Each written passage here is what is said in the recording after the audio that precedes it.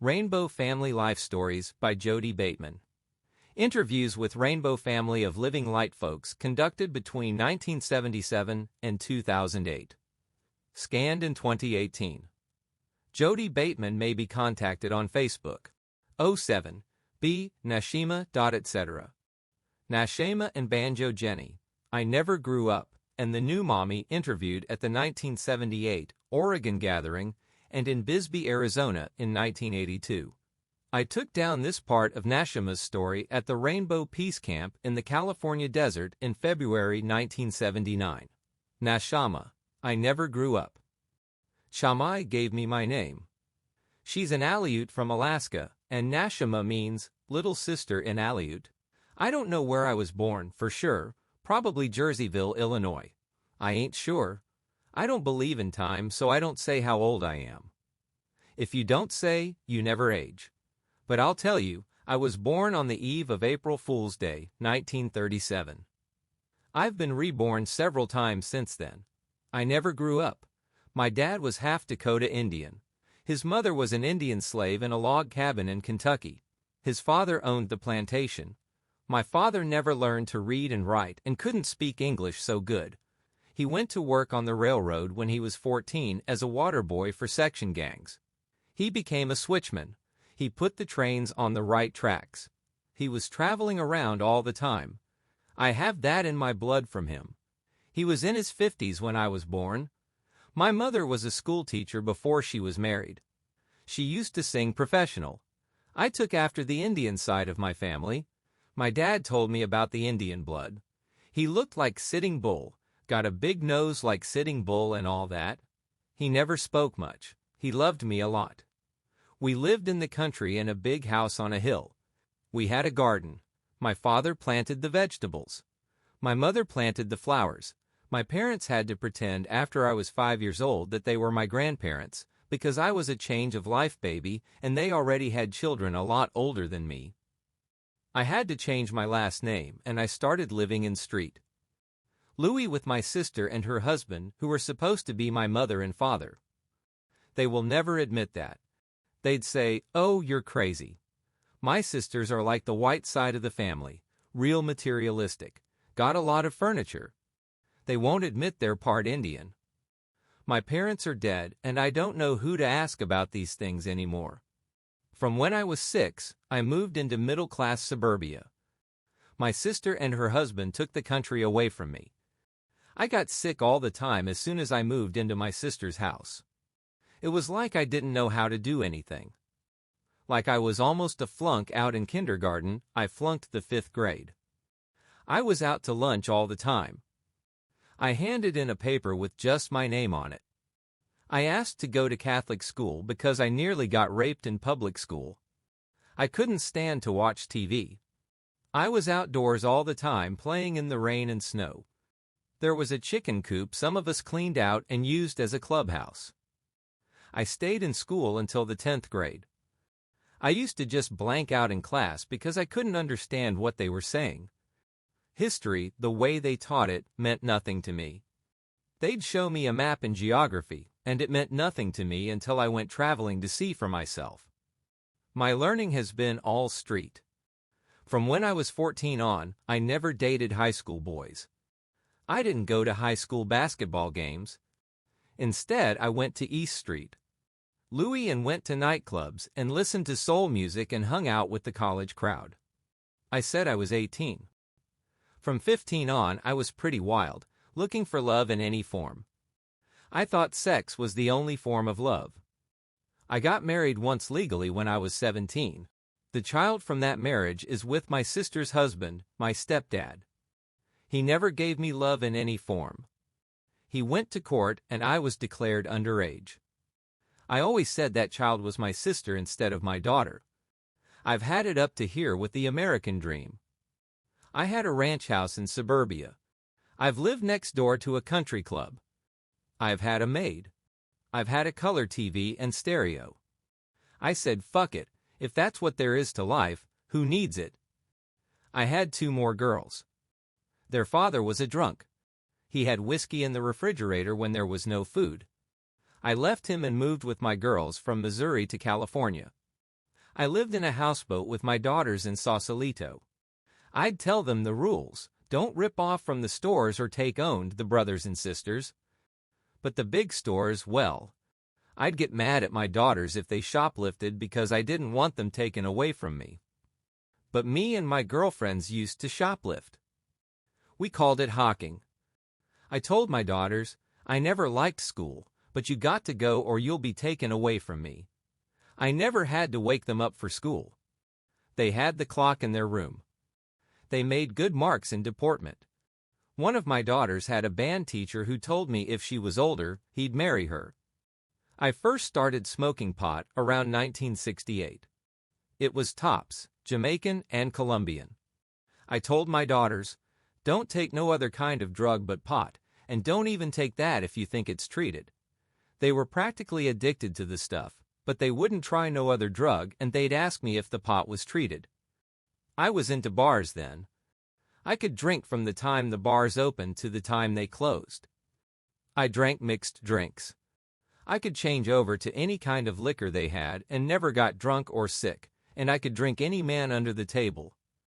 I don't drink now, but I was a chemical person then. I didn't know about nothing natural or organic. I ate chemicals in my food from cans. I tried to sell my houseboat because I felt that instead of me owning it, it owned me. It was taking all my welfare check, plus I was working to make the money to pay for it. I left my girls with a friend in Sausalito and went to Lou Gottlieb's Morning Star farm. Morning Star was where people went from Haight-Ashbury. I wasn't hippie-oriented when Haight-Ashbury was going on. Lou Gottlieb dedicated the land to the children of God, whoever wanted to get out of the madness of the cities. I was in Morning Star for 6 months, in and out. Ed Walkenstick or Choctaw was my partner at Morning Star. He had a woman, but there was no jealousy about it. He was the first person you saw. When the Rainbow Gathering happened in 1972, Choctaw said, "You don't need to go to the gathering. We can have one here." We had 200 pounds of chicken, and then we went to Maribel Beach, the skinny dipping beach. We called it Bear Balls. Choctaw asked me to marry him down at the beach, but I never even thought to marry him. I was non-physically tripping off with someone else, a Gemini. I was having a good time. Choctaw knew what was coming down at Morning Star. He said, "Get your stuff together and get you a house on wheels because they're going to bulldoze the place down again." They did bulldoze Morning Star down. It's totally closed. There's a permanent injunction. But then there was all the street energy coming down, people just out of the cities, and it got too noisy. My sister and her husband got my 2 younger daughters. I gave them choices. They chose my sister's husband instead of me. My sister brainwashed them against me because our lifestyle is so different. They have those kids scared of me. You think I'm not mad they took my children away from me? After they took my children, I hit the road. I was a professional visitor, always looking around for my brothers and sisters to get high. Marijuana is my medicine. I don't function too well without it. In 1976, in St. Petersburg, Florida, I met Zach, who talks to the Bureau of Land Management now about land for the Rainbow family. We stayed with Rainbow Hawk and his old lady and about 6 people from the Christ family. A woman there gave her 4-year-old girl to the Christ family to travel with them. A lot of the Christ family philosophy made sense. It made so much sense that if I hadn't been anti-only wearing white, I might have gone with them. I like wearing brown and green earth colors. But they was tripping around so free, folks would invite them into their homes just to find out what they was about. I finally went to the Rainbow Gathering in Choteau, Montana in 1976. I had met people from it on the road, and I wanted to go there and meet the gypsies. I was in Gainesville, Florida, in front of a black woman's freebie food place. I had some yogurt, and I was sitting in her yard with it, waiting for who would ride in to share it with them. Then the big blue bus showed up, an old school bus in the front yard. G.I. Jodey was there, and Buzzard Who, and about 15 solar gypsies. I went part of the way to Montana with them. First we went to Love Valley, North Carolina. It's a good place for family, 56 people. You can stay there if you have your shit together. The man who owns the town is the mayor. He wanted to run once for governor of North Carolina. The town is only a couple of blocks long. There's no cars allowed on the street there, only horses. They got rules among themselves. You can grow pot there. They don't call it that among themselves. They say they grow toonies. Rainbow Hawk was there. He drove his car to the Union Grove Fiddlers Convention as a satellite vehicle for the big blue bus. He was pissed off about the fighting on the bus. He said, "I helped you all get this bus from Don Moser. It's a family bus, and you're not acting like Rainbow Family. You're drinking, you're fighting." At the Fiddlers Convention, we set up a big circus tent and a sign that said "Free Kitchen" and invited everyone that came around to eat.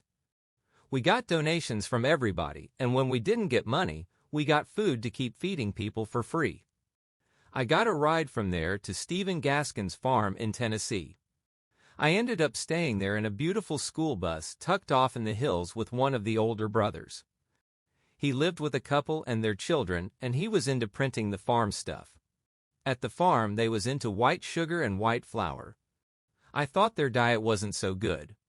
From there, I had to go see about my two girls in street. Louie. I hadn't seen them for 2 years. They were embarrassed. They were told to be embarrassed. They said, "Mother, you look like a hippie." I said, "Well, I am."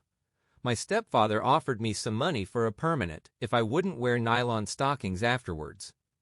I couldn't stay at their house. They wouldn't let me. My kids told me they burned some pot at school. They said it led to higher drug addiction. Here was these kids who had been smoking pot all the time. They had been so brainwashed.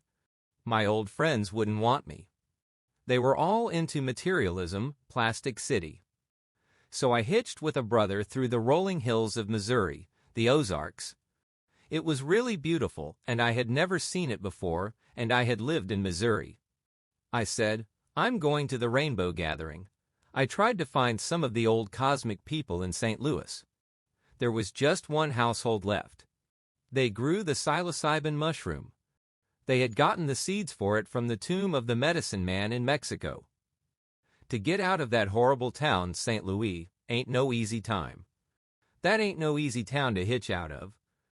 I had to go down to the employment office to get little jobs for a day at a time to make money to pay for gas for a ride to Montana. I worked at the telephone office a few days. Before that, all the jobs I had was picking apples. I got a ride to Denver. From there I went to Boulder and stayed at a house in the country with Carnival Cafe who cooked for the gathering. Apple Annie Bus and Big Blue Bus was there. I went to Montana on Apple Annie. It took 1,500 pounds of food from Carnival Cafe, and everybody who went to the gathering on the bus had to pay $15 because we didn't have no gas. Celestial Teas donated 250 pounds of tea that was on board Apple Annie, and there was beautiful music on board, people playing their guitars. At the gathering, I stayed in the patchwork teepee.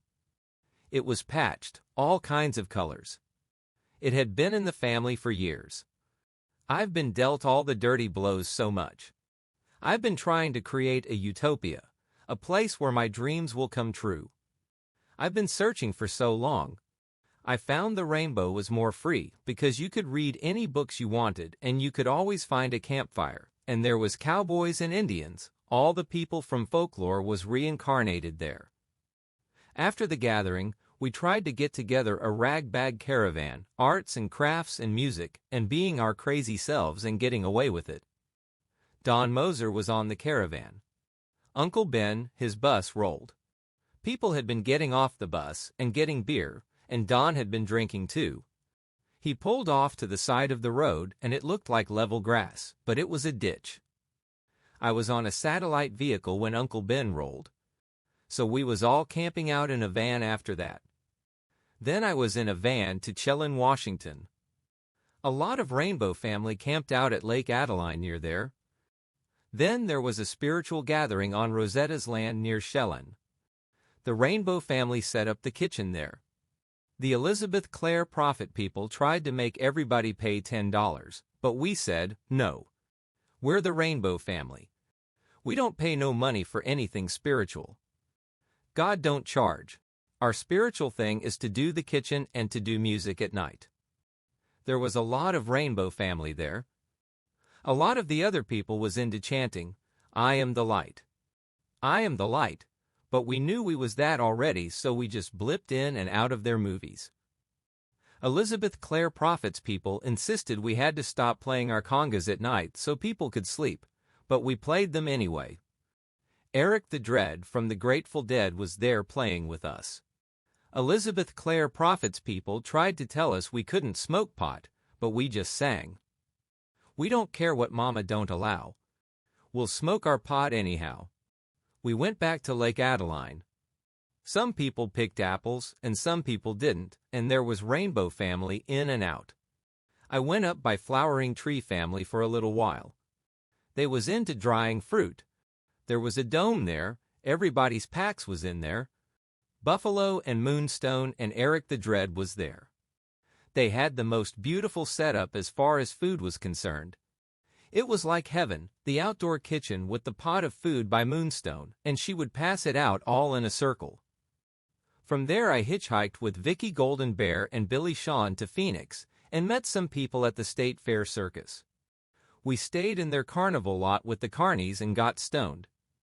Then I went to Tucson and hung out at a Jesus Freak coffee house, the Lost and Found, where they had free coffee and donuts. I slept a lot in yards and empty shacks, wherever the family was crashing. I met a lot of people on the road who had never heard about rainbow gatherings, so I just preached about rainbow gatherings. I got free egg sandwiches at the Egg Lady, a Catholic church. But I got tired of egg sandwiches, 'cause I'm a vegetarian. I hitched to St. Petersburg, Florida. I visited the only neat place in St. Pete, the Beaux Arts, a 75-year-old house you can't see from the street for all the wild trees. It's one of the oldest coffee houses in the United States. It's been there for 30 years, since 1952.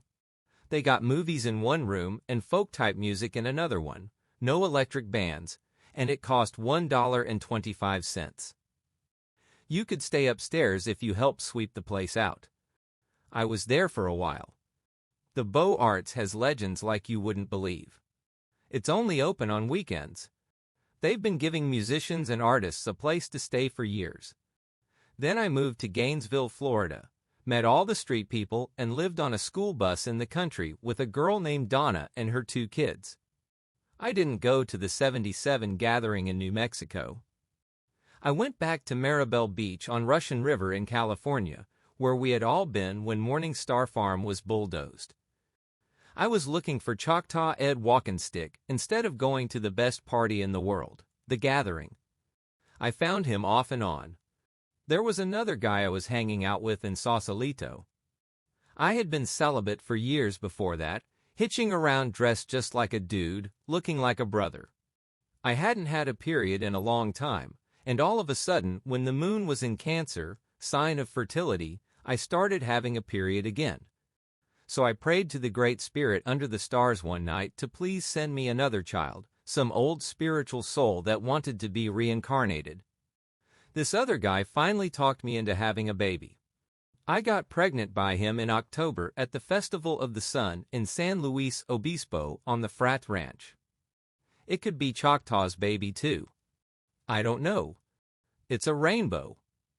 You paid $7 to get in the festival unless you were a smart gypsy like me and arrived in the middle of the night when nobody was at the gate. Good people lived there. Buffy St. Marie was there. A lot of good family was there. I took the dude I was making love with to Familyland, but he didn't want to stay with the family, just to live just me and him and the kid. I haven't seen him since Christmas 1977. This baby is dedicated to Choctaw. I wanted him to raise the baby. He's the godfather. I traveled around all the time I was pregnant. That's why welfare cut me off. I visited all the magical places, St. Petersburg, Florida, the houseboats at Sausalito, and all that. In the log of Choctaw's solar chariot, my baby's name is Owassa Nayaki Walkenstick. Owassa is a bird of passion. Nayaki means roundabout walker. Walkenstick is the name Choctaw got in a vision. She was born on board the solar chariot at the Oregon Gathering, 11:47 p.m., July 3rd, born on the eve of independence. I thought about calling her Eve because we're still on the eve. We sure don't got independence yet. Choctaw delivered the baby. I held his hand while the baby was born. My baby doesn't have a birth certificate? Why should I register her with the state? I haven't been in the system a long time. Choctaw, when they were gonna bulldoze Lou Gottlieb's home at Morning Star, he took down Lou's studio board by board and built himself a flat bed truck with it. That was the solar chariot. Solid redwood, 16,000 screws, not one nail. Choctaw is a triple Cancer, and my daughter is a Cancer. Choctaw was traveling with the New World Exposition. He goes to all the alternative energy fairs, teaching people how to use solar energy.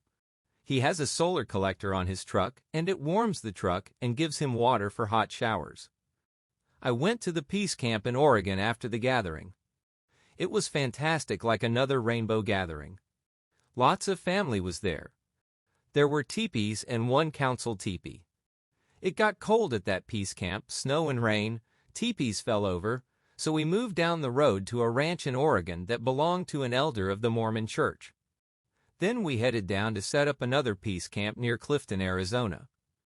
I was on the Rainbow Rider bus. I got off the Rainbow Rider at Santa Cruz, California, because people were drinking and going on. I went to visit Elizabeth Gibbs, my baby's godmother. She has a radio show teaching about cosmic things like the I Ching. Her truck says, "I am the door to everything." I was there for a while. Then I went to San Francisco to be with Shiva Lila, the Children's Liberation Front. Their trip is that a baby goes back to being a monkey, and that they should be into being sensual. They say, you gotta become a baby to be with your baby. They would dance with my baby. All the mothers are into nursing all the babies. The dudes had long hair. All the women cut their hair real short. They're an acid community. The whole time I was there, I never heard my baby cry once. Shiva Lila said I should get rid of all my jewelry because babies didn't wear it, monkeys didn't wear it. But my bracelet was given by Choctaw. Shit, I didn't get rid of it. It was part of me. I had hepatitis while I was there, and they took care of me. I thought they were so right on, but they kept coming at me with too much information, too heavy. They were going to fly with my baby to Eden Hot Springs, and I had a feeling they were going to steal her. They believe that all the babies belong to all the women. So I found a road brother and me, and him and the baby went hitching. I left my backpack with Shiva Lila. I was in such a hurry to get out. I hitched to Eden, but there was so little love at Eden Hot Springs for my child. I didn't get one little Christmas present from them for my baby, just an eviction notice on Christmas Eve. They had a meeting and decided I had to leave. How cold can you be? I was going to go visit Mana of the Universal Life Church, the Peyote Man, but nobody at Eden would take me there. I've been shit on so much, I'm getting cold and bitter just like them. That's a horrible thing. Then somebody turned me on to a tent, and I stayed there at Eden anyway. I only came out when Rainbow Family came. I made myself the lookout at Eden parking lot, always looking for Rainbow Family. I didn't join Eden Family. I kept telling them I was Rainbow. I stayed a while with Carlos and Blossom on the other side of Eden, but Carlos kept after me, tend your baby, and I didn't want to stay in their teepee. Carlos watched my stuff in his teepee, which is good, because I've always had it scattered all over the place. It was counseled at Eden that Lisa and Dominic should take me in the bus they were into, where the Peace Camp was after it got flooded out of Clifton, Arizona. It was a several days' journey and the bus kept breaking down. We drove into Yuma and the cops led us to the fucking dump. That's what they think of us. Then we drove down the road a little ways and stopped, and the cops told us to leave again. So we came here to the California side. It's a real poor location. I'm one of these location people. If the location's lousy, I feel lousy. They say patience is a virtue, but waiting 2 years for Choctaw is a little too long. I've got this baby now. My other kids, I don't know if I'll ever see them again. I don't want to live just me and the baby. I want to live with a big family of people. I've been screamed at a lot since I've been here. These guys, after me to take care of my kid, a lot of them have kids that they don't even know about, and they're still screwing around. Oh God, it's all so fucking crazy. They don't understand, and I need help with my baby so I can branch out and do things I need. My kid has gotten me where I can't be independent. I used to dress all in leather. I didn't have a sleeping bag. I slept in what I had on. Now I have to rely on other people. I never knew how to take care of myself before. I was always on the road all the time. I said, oh yeah, there'll be a lot of love and the family will have it together and help me out. A crock of shit. After going for years telling people, go to the rainbow gathering so people who are homeless all over the earth can come together and build heaven on earth, I've been burned off to the whole thing. I'm tempted to go to Steve Gaskin's farm, except they don't allow goats for milk or bees for honey. No animal products. But if it wasn't for Dee of the Rainbow family, dog soldiers, I don't know what I'd do here at the peace camp. She's the only one who will help me out with my baby. I was always a kid. I was walking around looking for someone to guide me like, all right, who's my next guru? Now I'm having to look at the hard, cold facts. It's not so much fun anymore. It's even aged my looks. Maybe it's making me grow up and it's hard, because I never was grown up. Maybe it's getting a little better for me now. Banjo Jennie, the new mommy. Carlton introduced me to Banjo Jennie in Bisbee, Arizona, in June 1982, and she told me the story of her life and her adoption of Natharina's baby. People in the South kept up this hatred of being part Indian longer than any other place. I'm part Indian. I don't know the tribe, but my family burned the family tree to hide it. My father was a Navy officer, so we spent a lot of time in the Carolinas. I really like the way I turned out. When I'm in Taos Pueblo, people walk up to me and start talking to me in Tewa. In the border towns, they talk to me in Spanish. Here in Bisbee, they think I'm Caucasian. I had been working in this coffee house in Florida since I was 17, playing the banjo and singing. I first met Nashema there in 1972. She heroized me because I had 4 little boys who I kept dressed in fancy leather outfits. That's how I supported my family, was through fancy leather work. I sold my paintings here and there, but leather was more my art form. When Nashema was 2, she had some heavy disease that wasn't named, and she had to have a blood transfusion, and the person who gave the transfusion had lead poisoning. She was told that if she drank alcohol, the poison would get up into her brain cells. So I think her action was deliberate, drinking alcohol so she could go on being a case of dependency. She's 45 now, and when she goes through a spell of taking care of herself, she doesn't look that old. When her oldest daughter was 3, Nashema told her not to call her mother, but to call her by her first name because she didn't want to seem old enough to be her mother. Nashema's mother didn't get that daughter until she was 12. Whether it was a case of the state doing it or Nashema throwing her away, I don't know. When I met Nashema, she had 2 other daughters. They were approximately 8 and 10. They had just come to Florida from Sausalito. Nashema was doing the heavy drinking and 8 tons of LSD, burnt her wires out. She didn't take care of her kids, and they didn't like it at all. A close lady friend of mine had daughters the same age as those girls, and that's how I knew them. Nashema's daughters stayed with my friend, and she would tell other people that they were part of her family, and they liked that. They were beautiful girls. I'm going to have one of them with me this summer. I went to the New Mexico Rainbow Gathering in 1977. I was really disappointed. There was a satanic psycho, and I was working with him really well, and all these other people kept coming in and playing hearts and flowers. They were on an ego trip. Each one of them wanted to be the one that healed him.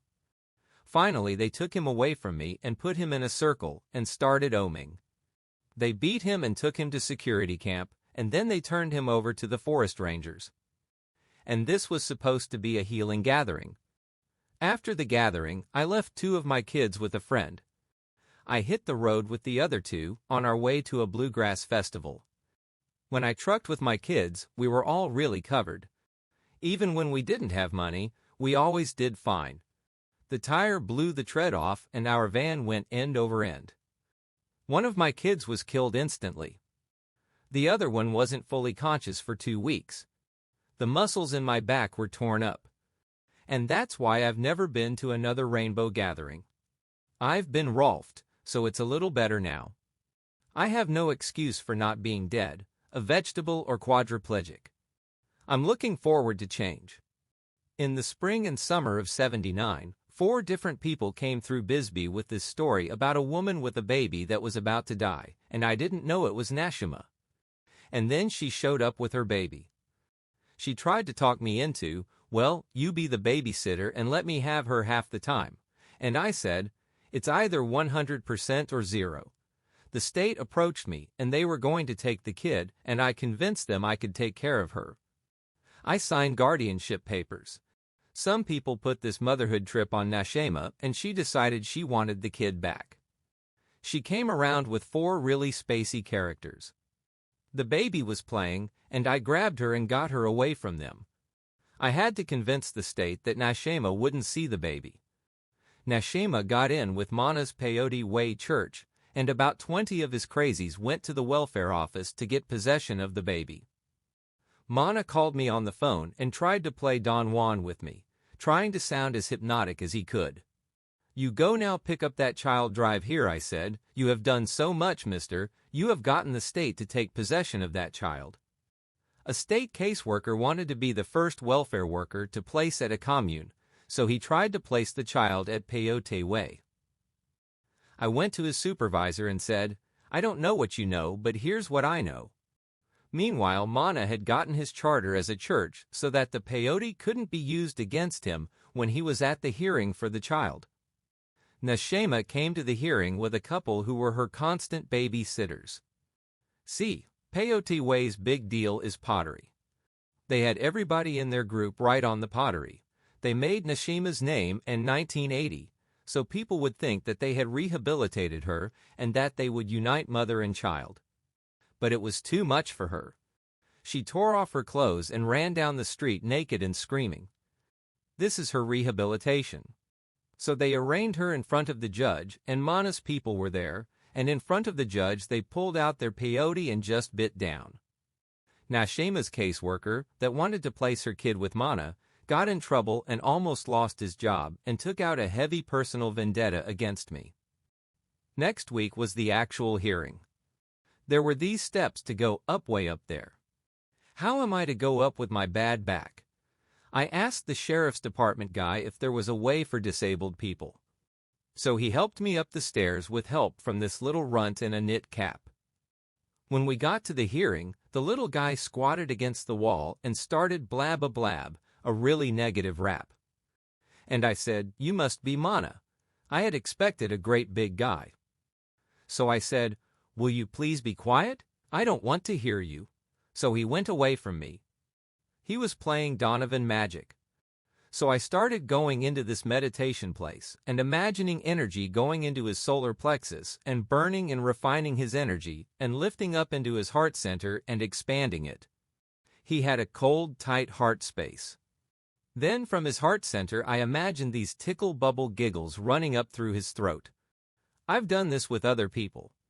And he split from the room. And then the hearing went on. I did my bit, and Mana went in and did his bit. The judge decided the kid would be owned by the state, not Mana and not me. So these bozos came by, the caseworker and someone else, and I asked, what do I do to be licensed? And they said, I don't know.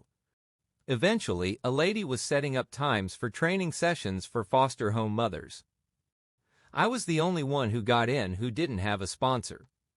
Then they put the kid in a foster home with this old lady who was really screwy. It took me a year to get the license. They have a health inspector come look over your house. Then Nashema came and asked me to sign an adoption consent form so she would know who had the child. Carlton was a witness. We kept the paper a secret so the caseworker wouldn't find out and incite Nashema against it. Then I showed it to the supervisor and named names. Within 2 days, the caseworker found out and started inciting Nashema against me. He promised he could get her other kids from Missouri for him. That was totally false. I was in contact with her family in Missouri and she would never get them. For a while, Nashema hated me.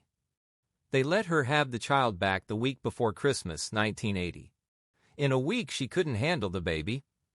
She had a total frap out and left the baby with some other people.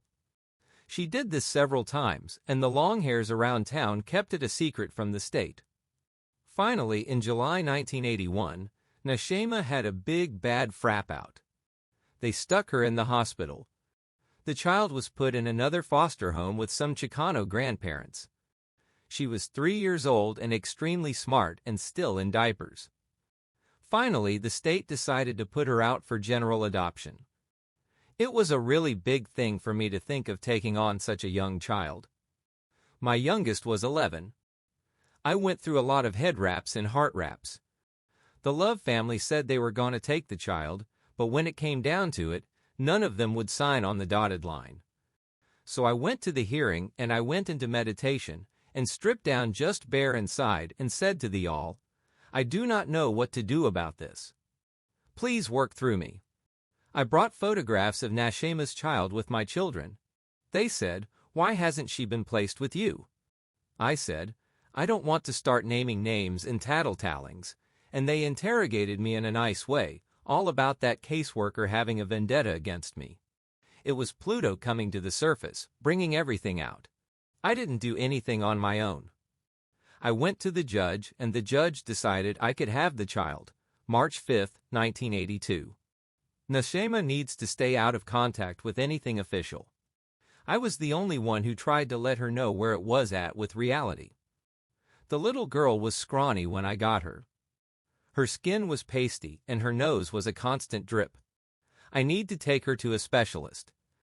The first week she said to me, will you be my new mommy? She has a lot of bad dreams, but they're not as bad as they were at first. Nashema continued. I met up with Nashema again at the Idaho gathering in July 1982. She was living with a man who owned a bus shaped like a spaceship. She gave me her version of the adoption. I'm Nashema. That's little sister, but I'm also known as Fantasy. That story I've been rapping to you was partly fantasy. I was trying it out to see what made sense. I am very spacey on lots of things. I left the long time past, so many centuries, moons ago, that I am a different person than any of my relatives knew. After the peace camp in 1979, I went to Earth Lab in Tucson, where they record soundings of the planets. Moses had gotten there ahead of me, and Stephen Principal was there. The state tried to grab my kid because she's a rainbow gypsy baby, because of my lifestyle. They said, don't live in tents and buses. Don't cook your food over a campfire. They're legal kidnappers, especially if you have a beautiful baby, especially if you're a single parent. Vegetarians? They're after vegetarians' kids. They had my kid in and out of foster homes. Like at first I had her 3 days a week. We'd both be crying and tore up when they'd take her back.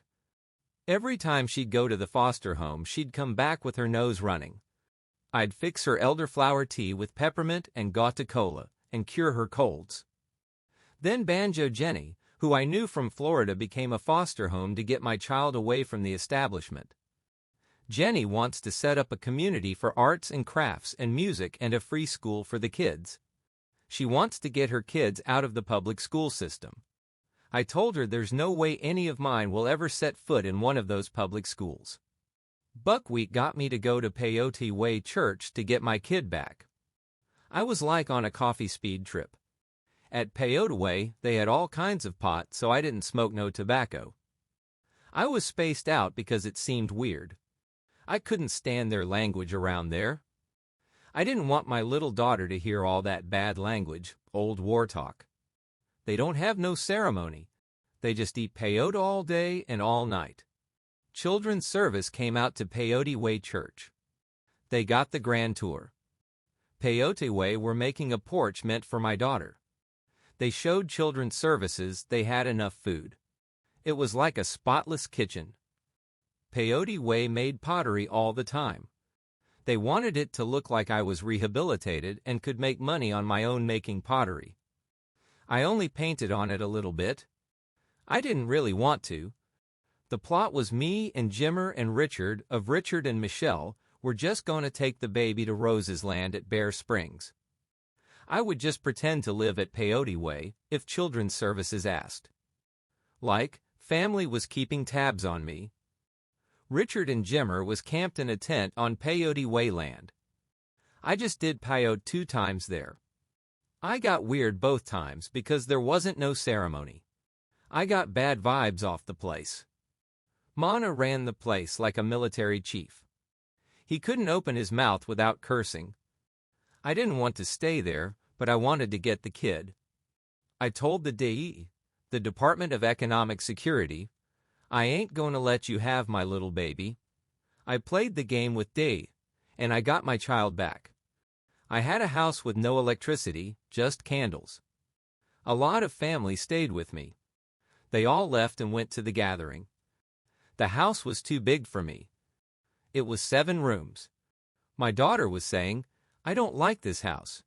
I don't think it's fair making a gypsy stay in one place. I was crying around town. Does anyone have a room for me to stay in? All my friends were gone. The DE grabbed my kid. It was part of their plot. Then they grabbed me and took me to a hospital. They had me tied down and gave me a giant shot. It was horrible. They had me for 24 hours. It was like a nightmare, except it was for real. They gave me a piece of paper to sign and said I was never going to see my child again. I went to the foster care review board with Jenny. Jenny and I had been kind of on the outs to start with because I thought Jenny was trying to steal my kid from me. I said, I want Jenny to take care of my kid. I know I'll be in contact with her. I wouldn't feel good if somebody had her that wasn't family. I can tell Jenny what to give my daughter, Spirulina, give her miso. Jenny's got a nice home and all that, but that child's used to campfires and teepees and singing. Instead of it being so legal, it's like my daughter is staying with Aunt Jenny. I knew Jenny was rainbow, so I knew it was okay. Once I got my daughter in Jenny's house, I could leave her there and feel good about it. I was pulling all kinds of strings for one of my other daughters to get to spend the summer with Jenny. My girl's a songwriter. It ain't no good for her being with my mother. I gave her a notebook to write her thought waves and it turned out music. I'm not even dealing with food stamp people anymore. An old friend picks up the stamps and sends them to me, and I'm not ever going to see those people again. I started hanging out with David here at the Idaho gathering. He builds racing cars. That gives him money to build his dream, a bus like a spaceship. This is a fantasy ship.